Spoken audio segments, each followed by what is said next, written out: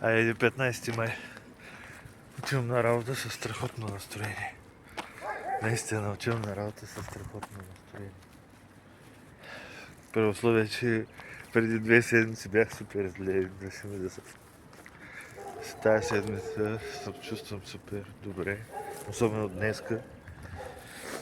Написал съм всичко какво съм направил в един тефтер и ще го повторя, за да се чувствам пак добре и да усещам чувство. Това е било хубаво, обичам ви всички. Хубаво е човек да има добри чувства. Дано никой да не ми развали настроението днес. Самото и само. Утре е събота. 15 май 26 година.